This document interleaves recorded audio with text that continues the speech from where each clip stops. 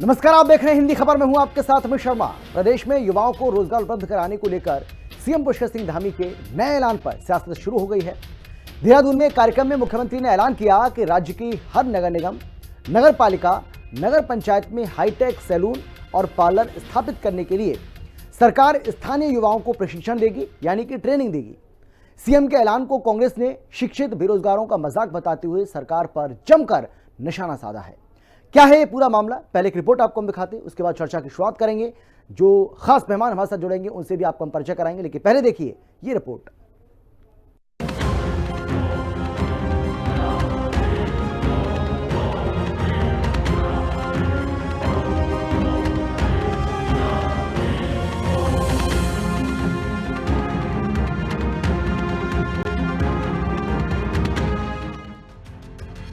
Salon चलाने की training देंगे, धामी का ऐलान। कांग्रेस बोली शिक्षित बेरोजगारों का अपमान।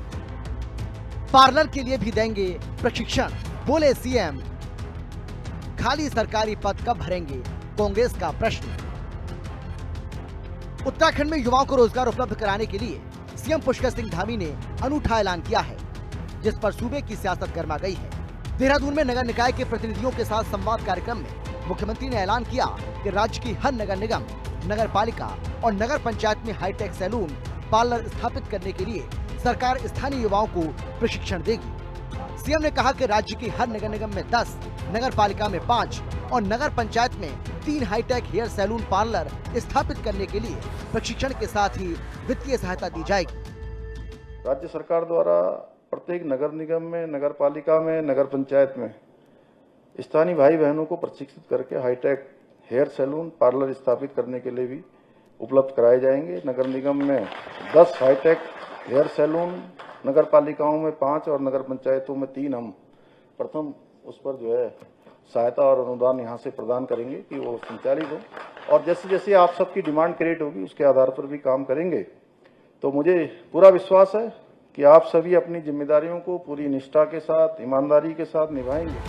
वहीं मुख्यमंत्री के इस ऐलान को कांग्रेस ने राज्य के शिक्षित बेरोजगारों का मजाक बताया।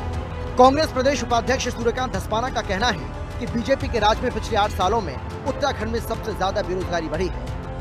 कई विभागों में स्थायी पद खाली पड़े हैं, कई विभागों में भर्तियां ही नहीं हुई। लेकिन बीजेपी की धामी सरकार सैलून खोलने का प्रशिक्षण देने की बात करके शिक्षित बेरोजगारों का मजाक उड़ाने का काम कर रही है। जिस प्रकार की बातें युवाओं के रोजगार के बारे में वो करते हैं, कहीं ना कहीं वो पढ़े लिखे नौजवानों का उनके ऊपर व्यंग करते हैं, उनका मजाक उड़ाते हैं। आज प्रदेश में जिस प्रकार से चरम पर बेरोजगारी है, अगर आप पूरे प्रदेश के अंदर इस मामले में शोध करेंगे, पिछले 8 वर्षों में जितनी बेरोजगारी इस राज्य में बढ़ी है, राज्य बनने से लेकर के अब तक इतनी बेरोजगारी कभी नहीं। पढ़े लिखे नौजवान बेरोजगार हैं। पुलिस में लंबे समय से भर्ती नहीं हुई, दरोगाओं की भर्ती नहीं हुई। बहुत सारे विभाग ऐसे हैं जहां स्थायी पद खाली पड़े हुए हैं। राज्य में बेरोजगार युवाओं को रोजगार देने के लिए सीएम धामी ने सैलून और पार्लर खोलने के लिए स्थानीय युवक युवतियों को प्रशिक्षण और वित्तीय सहायता देने की घोषणा की है, जिसे कांग्रेस पढ़े लिखे बेरोजगारों का उपहास उड़ाने जैसा बता रही है। कांग्रेस का कहना है कि ऐसी घोषणाओं की बजाय सरकार शिक्षित बेरोजगारों को स्थायी रोजगार देने पर ध्यान क्यों नहीं देती। देखना होगा कि ये योजना धरातल पर कब तक उतरती है और इससे रोजगार देने के सरकार के लक्ष्य की कितनी पूर्ति होती है। देहरादून से संवाददाता दीपिका भंडारी, शुभांगी भट्ट और अशोक कुमार के साथ ब्यूरो रिपोर्ट, हिंदी खबर।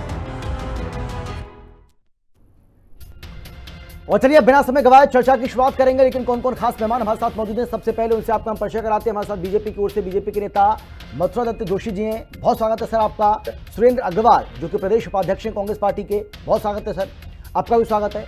और पीसी थपियाल जो कि केंद्रीय प्रवक्ता हैं यूपीडी के, आपका भी स्वागत है सर। आपसे कुछ ही देर के बाद जय सिंह रावत जो कि वरिष्ठ पत्रकार हैं, वो भी हमारे साथ जुड़ जाएंगे और उनसे भी सवाल जवाब का जो सिलसिला है उसको शुरू करेंगे। लेकिन सबसे पहले मथुरा दत्त जोशी जी, मैं आपके पास आना चाहता हूँ और सवाल मेरा आपसे ये है, क्या आप मुझे बताइए कि नाई बनाने के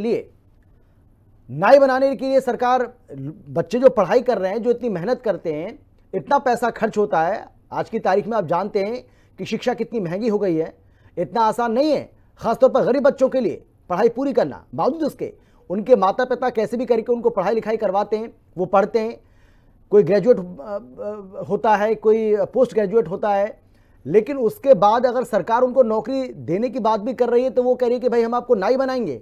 तो क्या इसके लिए उन्होंने ये पढ़ाई की थी क्या? देखिए अमित जी, जी। माननीय मुख्यमंत्री जी का जो फैसला है वो बड़ा ऐतिहासिक फैसला है। हम्म। स्वरोजगार की दिशा में महत्वपूर्ण कदम है, ऐतिहासिक कदम है। जी। आज के युग में आप देख रहे होंगे जगह जगह पर, कहाँ पर नहीं है, किस मामले में नौजवान या महिलाएं जो हमारी मातृशक्ति है किसमें पीछे है। जगह जगह स्वरोजगार की दिशा में इस तरीके का काम कर रहे हैं। अगर इसको प्रोत्साहन देने के लिए माननीय मुख्यमंत्री जी ने नगर पालिकाओं को, महानगर पालिकाओं को, नगर पंचायतों को, ग्राम सभाओं को का आह्वान किया है कि आप इस तरीके के स्वरोजगार की दिशा में जो लोग अपना रोजगार करना चाहते हैं, कोई जबरदस्ती नहीं है, जो लोग अपना रोजगार करना चाहते हैं उनको सरकार प्रोत्साहन देगी, उनको आगे बढ़ाएगी। जहां तक रोजगार देने की बात है, मैं माननीय मुख्यमंत्री जी का आभार व्यक्त करना चाहूंगा, धन्यवाद देना चाहूंगा कि उनके कार्यकाल में 25,000 से अधिक नियुक्तियां हुई हैं। कल परिवहन विभाग के जो 1,000 के लगभग अभ्यर्थी थे जो सेलेक्ट हुए हैं, उनको नियुक्ति पत्र माननीय मुख्यमंत्री जी ने मुख्य सेवक सदन में कल प्रदान किए। तो ये कहना, आरोप लगाना, ये एक बेबुनियाद बात है और सरकार नौजवानों को रोजगार देने के लिए नहीं, मुझे एक बात बताइए मथुरा दत्त जी, मुझे एक बात बताइए कि अगर किसी को नाई बनना है तो उसके लिए भाई उसको सरकार के रहमो करम की जरूरत थोड़ी है। किसी को नाई बनना है तो वो तो कहीं पे भी जाके 15 दिन की 20 दिन की ट्रेनिंग लेकर किसी भी शॉप पर जाएगा, वहां ट्रेनिंग लेगा, उसके बाद खुद का धंधा भी कर लेते हैं लोग, और करते भी हैं। इस देश के अंदर ये हो भी रहा है। तो इसमें सरकार की उसको क्या जरूरत है, मुझे आप बताइए ना। सैलून चलाने के लिए नहीं, आप मुझे बताइए कि कोई पढ़ा लिखा युवा, नहीं आप मुझे बताइए सर कि कोई पढ़ा लिखा युवा सैलून चलाएगा क्या? क्या पार्लर चलाएगी कोई पढ़ी लिखी अगर हमारी बहन बेटी है तो क्या वो आप भी इतने तजुर्बेकार और इतने वरिष्ठ और इतने अनुभवी पत्रकार होने के बाद, इसलिए तो सर सवाल पूछ रहा हूं मैं आपसे, इसीलिए तो मैं आपसे सवाल पूछ रहा हूं भाई। कभी तो आप लोग कहते हैं भाई, कभी आप लोग कहते हैं कि पकौड़ा तलिए, कभी आप कहते हैं कि नाई बन जाइए, कभी आप कुछ कहते हैं। तो मतलब अगर रोजगार आपको भाई रोजगार अगर सृजन करना है तो रोजगार सृजन करने के और भी तरीके हैं ना सर। आज आपको क्या हो गया, मेरी तो समझ में अमित जी ये नहीं सर, मैं तो सवाल कर रहा हूं आपसे, मैं तो सिर्फ आपसे सवाल कर रहा हूं, मैं तो आपसे जानना चाह रहा हूं सर। कहाँ कहा मुख्यमंत्री जी ने, कब कहा कि पकौड़ा तलिए, या मुख्यमंत्री जी ने कब कहा कि उन्होंने कहा जो सर क्या बात कर रहे हैं आप?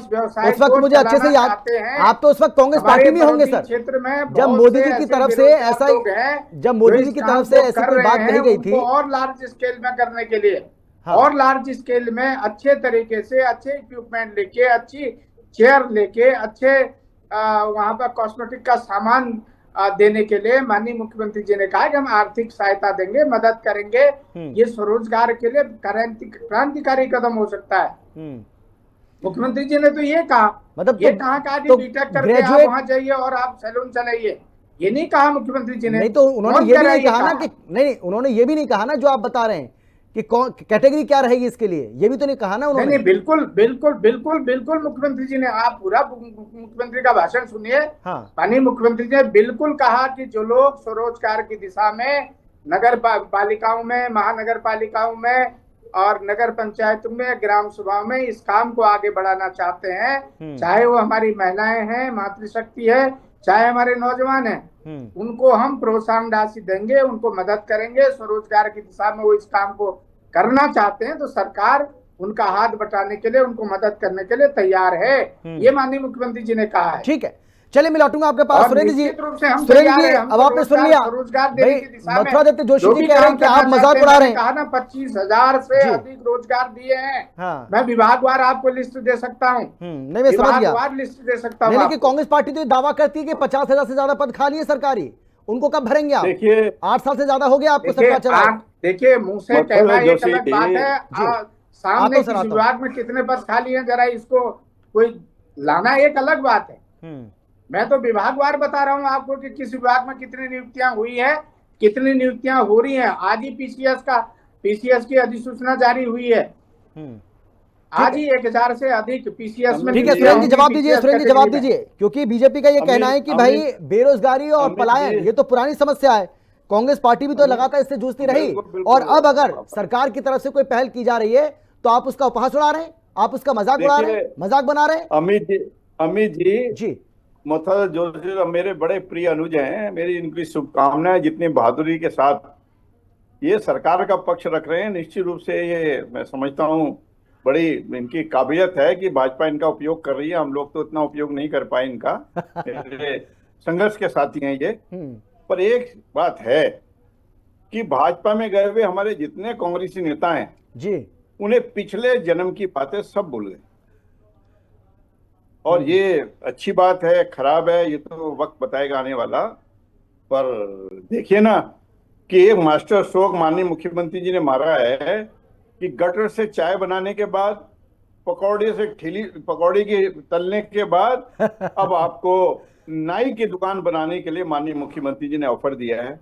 और उन मुख्यमंत्री जी ने दिया है जिन्होंने अभी कुछ 7-8 महीने पहले एक सबमिट करी थी, निवेश सबमिट, और उसमें दावा किया गया था कि 2.5 लाख करोड़ जो है उसके निवेश आ गए, और उस सबमिट में 300 करोड़ रुपया खर्चा गया था। हमने तो बड़े खुश हो गए थे, हमने तो मुख्यमंत्री जी को बड़ा, हम तो सोचे अभिनंदन कर दें कि मुख्यमंत्री जी 2.5 लाख करोड़ आ गए तो रोजगार के नए अवसर आएंगे, और अवसर ऐसे आए कि आप नाई की दुकान खोलने की बात कर रहे हैं। अरे हजारों पद रिक्त पड़े हैं, चाहे पुलिस में हो, नर्सिंग के हो, फार्मासिस्टों के हो, डॉक्टर्स के हो, शिक्षकों के हो, और ये तो राज्य सरकार के पद खाली पड़े हैं। अरे उत्तराखंड में तो हमारे यहाँ सेना में जाने का लोगों को बड़ा उत्साह होता था। नहीं, आपके सामने बोल रहे थे, साल में आपके सामने बोल रहे हैं सर, नहीं हुई मथुरा जी बोल रहे हैं। नहीं ठीक है आप बोलिएगा सर। लेकिन मैं ये कह रहा हूँ मथुरा जोशी जी कह रहे हैं कि लगातार नियुक्तियां हो रही हैं, लगातार भर्तियां हो रही हैं, साल में 2-3 बार सैनिकों की भर्ती के कैंप लगाए जाते थे। और वो कैंप कहाँ से लगाएंगे? अकेले फौज में 2.5 लाख जो है वैकेंसी पड़ी है खाली, रेलवे में 2.5 लाख पड़ी है, जो सार्वजनिक उपक्रम है केंद्र सरकार के उनमें लाखों पद रिक्त पड़े हैं। और प्रदेश की बात तो मैं समझता हूँ प्रदेश ने तो बेरोजगारी में रिकॉर्ड तोड़ दिए।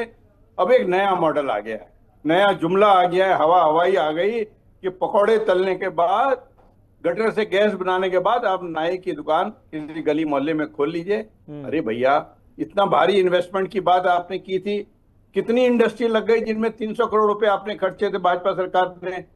और बड़ी आश्चर्य की बात है कि तमाम दावे कर रहे हैं कि पीसीएस की भर्तियां कितने बार हो गई, कितने बार परीक्षाएं रद्द हो गई, कितने बार वन निगम में, अन्य निगमों में परीक्षाएं रद्द हुई हैं, कैंसिल हुई हैं।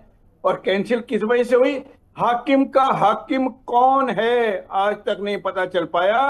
कि हाकिम ऐसा था कि वो जब चाहे भर्ती के ठेके ले लेता था, जिस विभाग में भर्ती कर दे उसका हाकिम आज तक नहीं पता चला। सुरेंद्र जी ये समस्या तो आपके समय में भी थी ना, ये तो आपको स्वीकार करना पड़ेगा। सुरेंद्र जी ये समस्या जो आप बता रहे हैं, जोशी जी जो है मेरे प्रिय, पहले तो भर्ती होती नहीं थी, भर्ती होती थी, उसके लिए परीक्षा होती थी, पेपर लीक हो जाता था, ये समस्या तो आपके समय में थी। परीक्षाएं रद्द हो जाती थी, उन्हें अपॉइंटमेंट लेटर नहीं दिया जाता था, ये सब चीजें ऑन रिकॉर्ड हैं। ये मीडिया ने कई बार छापा है, कई बार दिखाया है कि आदमी को परीक्षाएं दे दी तो उसका रिजल्ट नहीं आया, रिजल्ट आया तो लीक हो गया, और अगर पास हो गया तो नियुक्ति पत्र नहीं दिया। ये तमाम चीजें कोई हम नहीं कह रहे हैं, ये मीडिया में लगातार छपता रहा है। और मेरे तो बड़े प्रिय हैं जोशी जी, मैं तो उनसे निवेदन करूंगा कि अब मालूम कर लें हाकिम का हाकिम कौन है। चुपचाप अम्मी जी को बता दें, हमें बताएं ना बताएं। मेरे प्रिय अनुज, मेरा इनसे आग्रह है कि मेरी बात ये टालेंगे नहीं, क्योंकि बड़े संघर्ष के साथी रहे मेरे साथी, बड़ा लंबा संघर्ष हम लोगों ने किया है, गांव गांव जाके संघर्ष किया हमने, युवक कांग्रेस में किया, एनएसयूआई में किया, और बड़े ऊर्जावान है मतलब जोशी तो। निश्चित रूप से मेरा मानना है ये हाकिम का हाकिम कौन है ये अवश्य बता देंगे, और मुझको ना बताएं, पत्रकारों को ना बताएं। अमित जी आपसे तो इनका बड़ा पुराना नाता है, हमारे समय का भी नाता है इनसे, ये आपके कान में जरूर बता दें। ठीक है, चलिए जवाब मैं सोच रहा हूँ आगे बढ़ने से पहले मैं जवाब ले लेता हूँ। मथुरा जी बता दीजिए हाकिम का हाकिम कौन है, बता दीजिए, क्योंकि कई बार बोल चुके मेरे से जी मेरे से ज्यादा हाकिम का हाकिम कौन है आदरणीय सुरेंद्र अग्रवाल जी को मालूम है। और जितने भी हाकिम के हाकिम हैं सारे के सारे माननीय मुख्यमंत्री जी का धन्यवाद व्यक्त करें, आदरणीय सुरेंद्र अग्रवाल जी। सबको जेल के शिक्षों के अंदर डालने का काम माननीय मुख्यमंत्री जी ने किया है। पर हाकिम नहीं पता चल पाया, एक भी बाहर नहीं है, एक भी बाहर नहीं है। आप देख लीजिए, कोई है बाहर? जो भी कहीं पर भी किसी का कोई संदिग्ध पकड़ा गया, उसको तत्काल प्रभाव से जेल की शिक्षों में डालने का काम इस सरकार ने किया है। ये पहली सरकार है। इससे पहले भी बड़े बड़े घोटाले हुए, मैं उससे पीछे नहीं जाना चाहूंगा। मैं 2004, 2005, 2007, 2013, 14, 2016, 17 मैं नहीं आऊंगा उसमें, लेकिन ये पहली सरकार है धामी जी की, इसलिए धाकड़ धामी नाम रखा गया है, खाली नहीं कहा होगा। और आज भी देखे ना, रोजगार देने में ये पहली सरकार है जिसने 25,000 से अधिक नियुक्तियां की हैं। अभी नियुक्तियां कल ही की हैं, कल ही परिवहन विभाग के में माननीय मुख्यमंत्री जी ने स्वयं दी। आपने नर्सिंग की बात की, ठीक है सर, मैं आता हूं आपके पास। 1400 से ज्यादा वर्षवार 2014-15 तक की जो नर्सिंग की हुई बालिकाएं हैं, उनको रोजगार देने का काम किया है। जितने भी डॉक्टर अभी तक 2023 तक MBBS करके आए हैं हमारे मेडिकल कॉलेज के, उनको सबको रोजगार देने का काम इस सरकार ने किया। उनको नौकरी में रखने। चलिए सर, मैं लौटूंगा आपके पास, लेकिन पीसी थेपियाल जी, आपकी पार्टी कैसे देख रही है सरकार की ओर से, मुख्यमंत्री धामी की ओर से, धाकड़ धामी की ओर से जो ऐलान किया गया है और रोजगार के नए अवसर पैदा करने के लिए, रोजगार देने के लिए जो एक नायाब और अनूठा तरीका अपनाया है, उसको किस रूप में देख रही है आपकी पार्टी? क्या लग रहा है आपको? देखो, 42 शहादतों के बाद मिला हुआ ये राज्य जी के युवाओं को आज दिन तक न्याय संगत भर्ती नहीं मिली है। बेईमानों ने नौकरी कैसी बेची सब जानते हैं। बेईमानों ने किस तरह उपनल कर्मचारियों को दुरुपयोग करके किस तरह उनका शोषण कर रहे हैं सब जानते हैं। अब समस्या आती है कि उत्तराखंड को इस धूर्त राजनीति ने प्रयोगशाला बना दिया है और उनकी कुटिल राजनीति का हिस्सा है ये, क्योंकि बाल काटना उस समुदाय का हुनर है हाथों का, जिसको ये छीनने का प्रयास करके अपने भक्तों को। बिल्कुल सही बात है, हर कोई तो बाल नहीं काट सकता ना। अब मुझे कोई कहे कि भाई जाके बाल काटो, नाई का काम कर लो, तो मैं कैसे कर पाऊंगा? मुझे आप ट्रेनिंग देंगे तब भी नहीं करूंगा मैं। इन लोगों को ये नहीं मालूम कि इस देश के हर राज्य का अलग अलग हुनर होता है। हमारा हुनर फौज में भर्ती होना था, इस धूर्त राजनीति ने उससे अग्निवीर में कन्वर्ट करके हमें हमेशा के लिए हमारा दरवाजे बंद कर दिए फौज में। आज गोरखा तक भर्ती नहीं हो रहा। जो गोरखा एक प्राउड होता था हमारे देश का, वो भी आज भर्ती नहीं हो रहा है इनके कारण। ये हमें नाई बनाने जा रहे हैं, नाई। एक बद्रीनाथ, इनका बच्चों को खाक में कर देना। जो हमें नाई बनाना चाहिए, अपने बच्चों को नाई बनाएंगे? हम गरीबों के बच्चों को नाई बनाने का बहुत लोगों ने साधत दी थी इस राज्य के लिए। और ये बोलेंगे सैलून, क्या पहाड़ का गर्व है? हम हिंदुत्व के सबसे बड़े झंडा बरदार हैं। हम इनको समझते थे कि ये हमारे हिंदू के सबसे बड़े रखवाले हैं। ये तो पीठ पे छुरा भोंकने वाले डकैत है, जिन्होंने हमारे धर्म की शक्तियों को छीनते हुए माफियों के हाथ में दे रहे हैं और हमको नंगा बनकर नाई बनाने का प्रयास कर रहे हैं। देखिए कुटिल, और कहेंगे देखो हम उनको, जो तुम्हारे दुश्मन है, जो यहाँ की डेमोग्राफी बदल रहे हैं, जो तुम्हारे पहाड़ में बाल काटने आ रहे हैं, तुम्हारे मकान छीनने आ रहे हैं, जो तुम्हारे सब्जी, ऐसे लोग जो सर्विस सेक्टर जिन लोगों के हाथ में है, ये 6 जन्म ले ले 7 जन्म ले ले, उनके हाथ से नहीं छीन सकते। इनको मालूम नहीं ये बात, ये मालूम नहीं है कि कितने सैलून खोलने, कितनी ट्रेनिंग दे दें, उनके हुनर को कोई छीन नहीं सकता। लेकिन ये इनकी कुटिल राजनीति का इस प्रयोगशाला में जो प्रयोग हो रहा है, जैसे UCC का प्रयोग, ये देखिए किस किस तरह के प्रयोग यहाँ पे करते जा रहे हैं। 1 नेशन 1 इलेक्शन, क्या यार ये भगवान, ये ऐसे बुद्धिजीवियों का प्रदेश। लेकिन पीसी थेपियाल जी, अगर इसको कोई अपना प्रोफेशन बनाना चाहता है तो उसके लिए तो कोई दिक्कत नहीं है ना भाई। बहुत सारे ऐसे लोग हैं, लड़के भी होंगे लड़कियां भी होंगी, जो इसको अपना प्रोफेशन बनाना चाहते होंगे, तो उनके लिए तो सरकार अच्छा ही काम कर रही है ना। देखो कौशल ट्रेनिंग के लिए इन्होंने खा गए उन पैसों को। कौशल ट्रेनिंग के लिए अरबों करोड़ों रुपए धोखा था इन्होंने, वो कहाँ गया आप ये जानते हैं? उस समय बोलते थे तुम्हें कंप्यूटर बनाएंगे, तुम्हें मोबाइल रिपेयर करने वाला बना। अब कहाँ गया? हमें नाई रह गया। नाई एक अपमान है हमारा।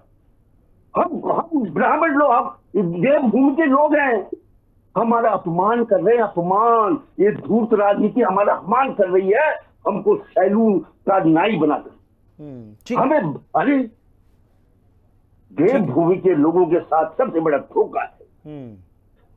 ठीक है, ठीक है सर। जयसिंह रावत जी, क्या लग रहा है आपको, ये वाकई में जो पीसी थेपियाल जी कह रहे हैं कि देवभूमि के लोगों के साथ ये बहुत बड़ा धोखा है और उनको नाई बनाने की कोशिश की जा रही है, या सरकार कह रही है कि भाई रोजगार के अवसर किसी न किसी रूप में तो पैदा करने ही पड़ेंगे? तो क्या लग रहा है आपको, सरकार के इस कदम को आप किस रूप में देखते हैं? पत्रकार होने के नाते सरकार का ये कदम ठीक है, या वाकई में जो कांग्रेस पार्टी और यूकेडी की तरफ से कहा जा रहा है कि भाई ये एक और जुमला उन्होंने छोड़ दिया है? पहले कह रहे थे कि भाई पकौड़ा तलिए, फिर उन्होंने गटर से गैस बनाने की कोशिश की, और अब कह रहे हैं कि नाई बन जाइए। अमित, मैं हैरान हूं, इसमें नया क्या है जी। 17 सितंबर 2023 को विश्वकर्मा जयंती के अवसर पर प्रधानमंत्री जी ने विश्वकर्मा योजना घोषित की। उसमें 18 व्यवसाय हैं ये, और उन व्यवसायों के नाम बताता हूं मैं आपको। वो क्यों किया गया था, उसका उद्देश्य था आपका, इसका मुख्य उद्देश्य पारंपरिक कारीगरों और शिल्पकारों को आर्थिक, सामाजिक, व्यावसायिक रूप से संपन्न बनाना। और 18 थे इसमें, बढ़ई, नाव निर्माता, लोहार, सुनार, कुम्हार, मूर्तिकार, पत्थर तराशने वाले, मोची, दर्जी, धोबी, नाई, माला बनाने वाले, टोकरी बनाने वाले, गुड़िया बनाने, ये 18 व्यवसाय है इसमें। ये 2023 से स्कीम चल रही। आज नया क्या हो गया, एक बात, इसमें 13,000 करोड़ रुपए का बजट है 2000 आपका 25-26 तक के लिए। आप समझ गए, अभी चल रहा हो 13,000 करोड़ का। और इससे पहले 2008 से योजना चल रही है केवल इन्हीं व्यवसायों के लिए, वो थी राष्ट्रीय हस्तशिल्प योजना। इसमें नया क्या है, उसमें अभी जो बात हो रही है, इसमें 5 दिन की ट्रेनिंग है। और मैं आपको डिटेल बताता हूँ, 5 दिन की ट्रेनिंग होगी या 15 दिनों से अधिक का उन्नत उसका स्किल डेवलपमेंट के लिए 5 दिन के लिए सामान्य है। उसके बाद और अच्छा ट्रेनिंग लेना चाहे तो 15 दिन की है। और उसके बाद 500 रुपए का भत्ता भी मिलेगा जो ट्रेनिंग लेने जाएंगे। ये भारत सरकार की स्कीम है। 13,000 करोड़ का इसमें बजट है। और ट्रेनिंग पूरी होने पर 15,000 रुपए की राशि टूल किट के लिए भी है। फिर 5% क्या कहते हैं उसका ब्याज रहित ऋण भी है, बिना गारंटी के। 5 लाख रुपए तक बिना गारंटी का आपको ऋण मिलेगा। ये नया क्या है इसमें, ये 2023 से चल रहा है। लेकिन प्रदेश का क्या दूसरे नाम से नहीं, सवाल ये है ना सर, ये अच्छी बात है। मैं आपसे जानना चाह रहा हूँ कि क्या प्रदेश का युवा, क्या प्रदेश का युवा युवतियां इस प्रोफेशन को अपनाएंगे? मैं आपसे ये जानना चाह रहा हूं, अगर वो कोई इस तरीके से अपना काम भी करना चाहते हैं तो क्या वो पार्लर खोलेंगे, वो हेयर सैलून खोलेंगे? अमित सुनो, मेरी बात सुनो जी। कई लोग पढ़े लिखे नहीं होते हैं, लेकिन पढ़े लिखे नहीं होने का मतलब ये कतई नहीं है कि वो नासमझ है, यह उसमें स्किल की कमी है। कम पढ़े लिखे लोगों में भी ज्यादा हुनर होता है कई बार, वो ज्यादा इंटेलिजेंट होते हैं। वो लोग क्या करें, जब उनको सरकारी नौकरी नहीं मिलेगी तो क्या करेंगे वो। और जो इसका पारंपरिक व्यवसाय का भी मतलब है, जो जारी रखना चाहते हैं, जो पढ़े लिखने नहीं चाहते हैं, जिनका नाई का काम करना चाहते हैं, लेकिन उनको सैलून खोलने के लिए उनके पास जगह नहीं है, उनके पास किराए के लिए पैसा नहीं है, इसी का बढ़ई का काम करना चाहते हैं। इसलिए थोड़ी है कि कोई ग्रेजुएट आए वो नाई का काम करे, इसके लिए नहीं है। और वो थोड़ी है, जिसको मर्जी है छोटा व्यवसाय, ये स्किल डेवलपमेंट है आम आदमी का। और देखिए हर हाथ को काम मिलेगा तो बेरोजगारी कम होगी। व्हाइट कॉलर जॉब कहाँ है इसमें सरकार के पास, और जगह कहाँ है। और जितने लोग हैं, इतने लोगों को अगर रोजगार मिलेगा तो देश, समाज, प्रदेश अपने आप तरक्की करेगा। कोई छोटा काम छोटा बड़ा नहीं होता है, आप समझे ना। तो इसके पीछे ये किया मोदी जी का अकेली सोच नहीं है, ये हमारे सरकारों की, पिछली सरकारों की भी ये सोच है और अच्छी सोच है। इसमें बुरा मानने का या आलोचना का मैं नहीं समझ रहा हूँ कि क्या है। ठीक है सुरेंद्र जी, जल्दी से छोटा सा एक जवाब मैं चाहता हूँ, 10 सेकंड में सबके पास। प्रभु मेरा बस इतना निवेदन है कि जो 300 करोड़ रुपए कर खर्च कर कर जो आपने निवेश सबमिट करी थी, उसमें कितना निवेश आया, कितने रोजगार के अवसर करे। और एक निवेदन और है आप सबसे कि कम से कम जो हमारे यहाँ सेना में जाने का परिपाटी रही है नौजवानों की, युवाओं की, सेनाओं की भर्ती खुलवा दीजिए। मैं सारी बात मान लूंगा, सेनाओं की भर्ती खुलवा लीजिए, जिन्हें परीक्षाएं होती हैं उनका परिणाम जल्दी आ जाए, जिनको नियुक्ति पत्र देते हैं उनको नियुक्ति मिल जाए। इतना निवेदन मेरा माननीय मुख्यमंत्री और प्रधानमंत्री जी तक पहुंचा दीजिए जल्दी से, फटाफट।